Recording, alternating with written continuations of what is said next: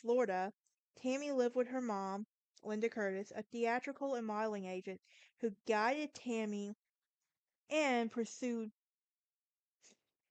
her childhood dreams. By the age of 18, she had a few minor roles in several films, well-known movies, and she was a um, sweet and bright with an equally optimistic dream and a hope for the future.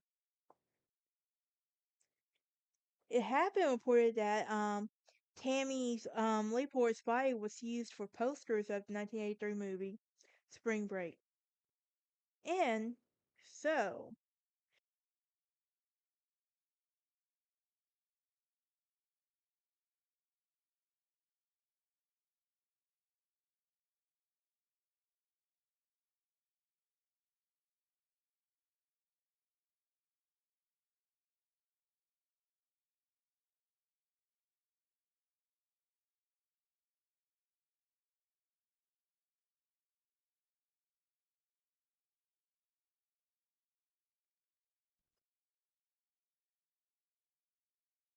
welcome back to the True Crime Lounge podcast here on Spotify and YouTube.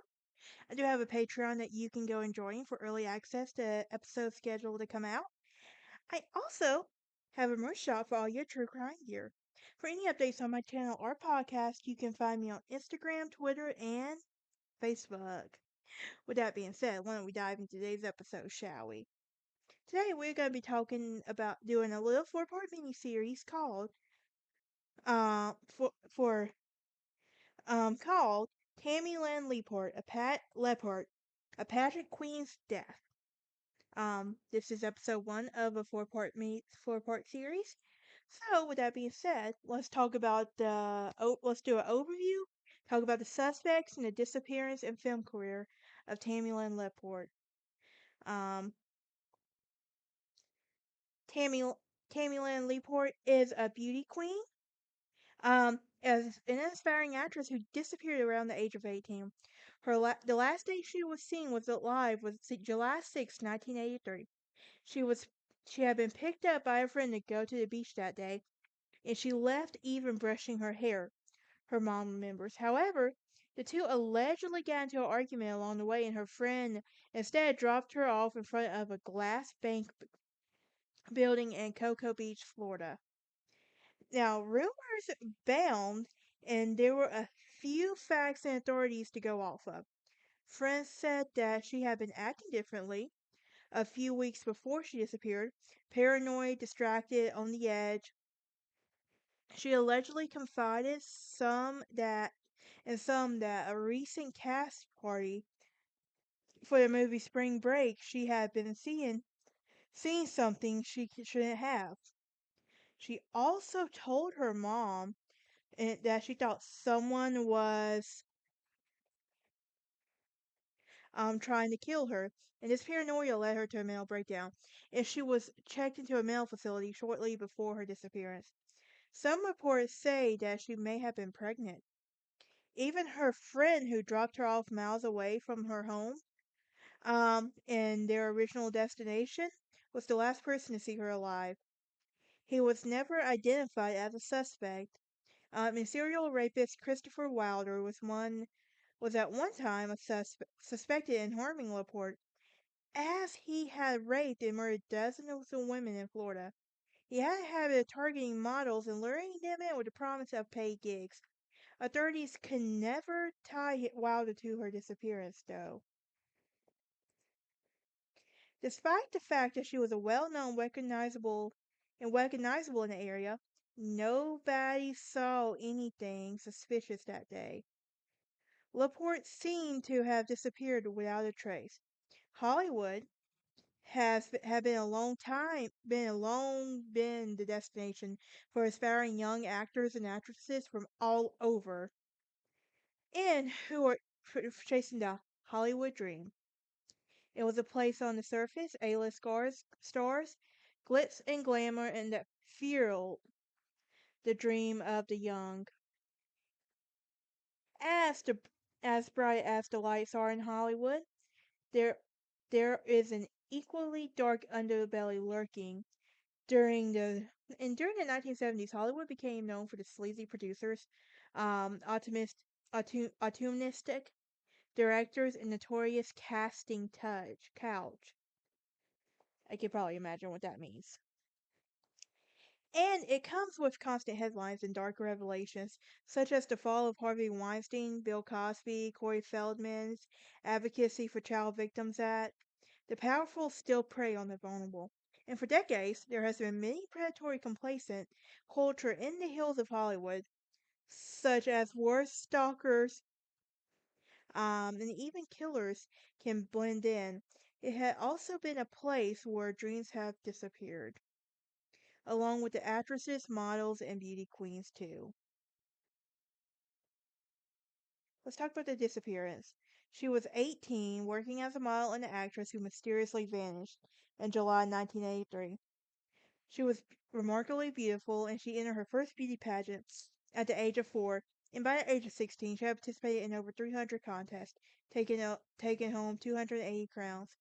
A resident of Rockledge, Florida, Tammy lived with her mom, Linda Curtis, a theatrical and modeling agent who guided Tammy and pursued her childhood dreams. By the age of 18, she had a few minor roles in several films, well-known movies, and she was a um, sweet and bright with an equally optimistic dream and a hope for the future. It had been reported that Tammy's Leaport's body was used for posters of the 1983 movie Spring Break. And so, now let's talk. Speaking of this movie Spring Break, why don't we talk about that some? In 1983, she had a part in a popular teen movie called Spring Break. It was directed by Sean S. Cunningham, filmed in Fort Lauderdale, and Cunningham is known for his 1973 film Case of the Full Moon Murders, a sexploitation comedy, and the 1972 horror movie Last House on the Left, along with Friday the 13th, A Stranger in the Watching, and A New Kiss, starring James Spader. Tammy had been cast as the female boxer in the Spring Break movie, and it's believed her torso, hips, and legs are featured in the movie's theatrical poster. In July 1982, when she went missing, when she had gone to a weekend party after filming, her best friend, Flannagan, said Tammy returned home from the party a changed person. And he would say that sometimes I asked her what was on her mind, what was bothering her, and how she usually changed the subject or say, "Oh, nothing, you know," and then say something, and then laugh it off, says Flanagan. He describes Tammy's behavior as fearful and paranoid. Um, During the same time, Tammy's mom and her daughter thought someone was going to kill her, and she had also become very careful with whom she was while consuming food and drinks. Tammy told her mom that something awful happened to her at the party, something really horrible, and that her mother was trying, and that they were trying to kill her. And her mom and Linda kept saying, I kept trying to figure out who they were. Tammy began to isolate herself, staying in her room, having others taste her food before she ate, and it became increasingly difficult for others to ascertain whether her fears were real or whether she was experiencing delusions. Now, she would go on to film Scarface, and despite her state of mind before her disappearance, she accepted a minor role in the Hollywood film Scarface, starring Al Pacino. Um, and Scarface was being filmed in Miami, which was a 2-hour drive south of Tammy's home.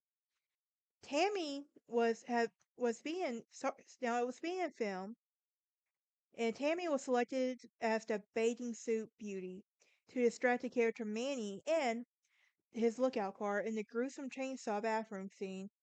And it was said that she was the youngest person on the set, and she was being noticed. And during the March 1983 filming, she stayed with her family friend Walter Leiboltz, a California attorney who resided in the Miami area.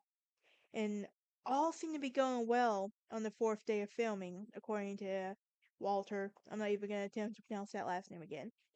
Um, he will go on to say that he received a call from the casting director to tell him that Tammy had a breakdown on set.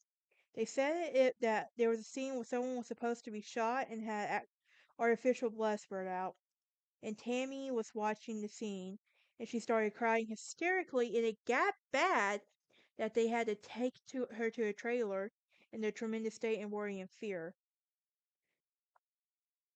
But Walter also recalled Tammy referring to money laundering, and he thought there might have been something that might have something to do with Tammy's claims.